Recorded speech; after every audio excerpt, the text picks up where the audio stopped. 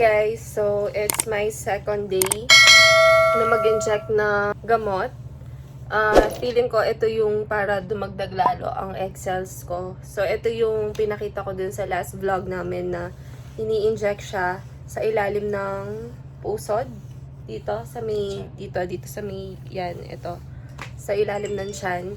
Binigyan ako ni Doc ng dalawa pa kasi tatlo to. So, yung first na inject ko is doon na sa clinic niya. And then, ito na yung second time na may inject ulit ako.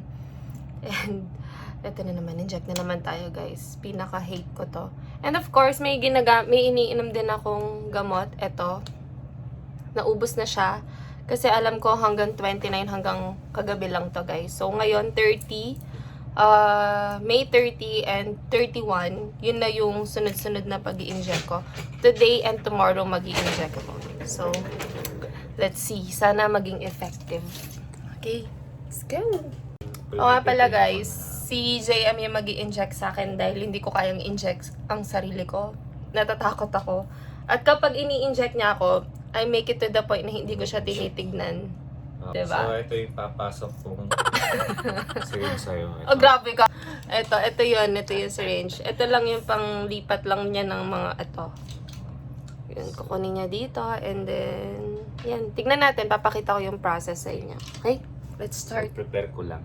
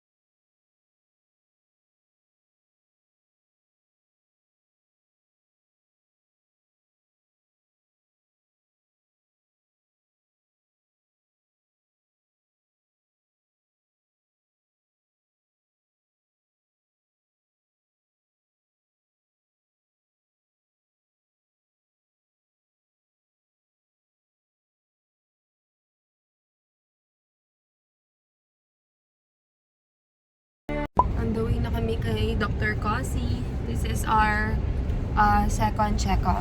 So, kahit ako hindi ko alam ano yung procedure na gagawin ngayon. Sana maging okay tong checkup na to. Ang tagal, guys. Ang lapit lang ng pupuntahan natin. Ilang oras na kami dito. Pero So, yung kinuha natin 3 kilometers. lapit lang, guys. Tapos feeling ko abot ba kami kay Dr. Cossy? Baka papagalitan po kami.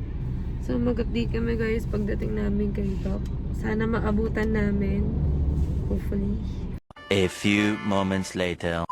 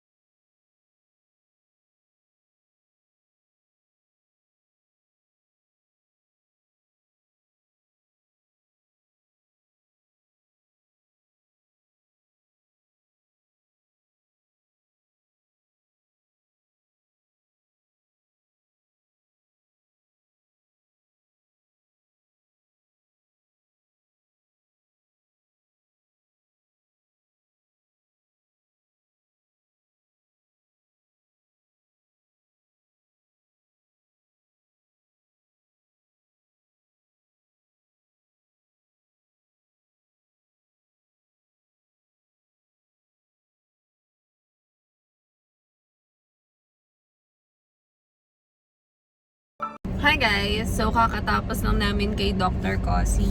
Ang sabi niya sa amin, ako nagre-respond naman daw ako sa medicine ko. Nag-grow naman daw yung mga eggs. Ang symptoms pala nung inject ko last, 3 injects, parang bloated ako lagi. Bloated na parang constipated yung dating. Actually kaninang morning sabi ko nga kay JM, parang sabi ko parang bloated ako, no? Yun pala yung cause nung inject. Akala ko dun lang sa kinain ko.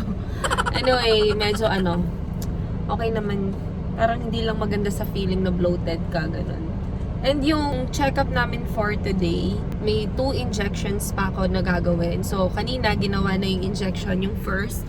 And then, yung second is tomorrow. And then, yung next checkpoint namin, checkpoint. Checkpoint ko. Palagi kasi may checkpoint. Check up Sorry. Ano yata ako, natutrauma na ako sa checkpoint. So, yung next check-up namin is on June 3. Kaya lang,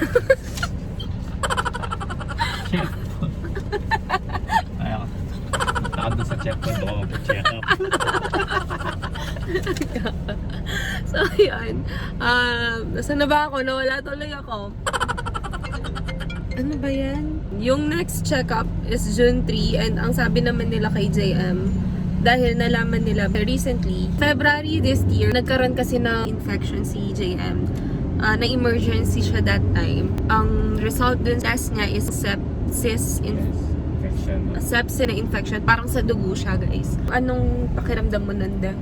Yung mga tayo, dilalagnat. Nilalagnat. Parang trangkaso. Oo, so parang malalang trangkaso. Result is sepsis infection. So, syempre, tinanong ni Doc kung na-hospitalize na siya. If ever man na mag-failed kami this first IUI, parang may gagawin din na operation sa kanya para dun sa sperms na tinatawag. Actually, hindi ko masyadong maintindihan yung explanation ni Doc. May operation din na gagawin.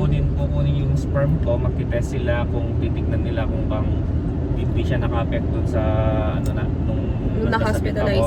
Titignan kung healthy ba, gano'n. Kasi kailangan mabasa in details yung sperm niya kung may problem ba or kung ano yung pwedeng gawin para at least mas effective siya sa next IUI.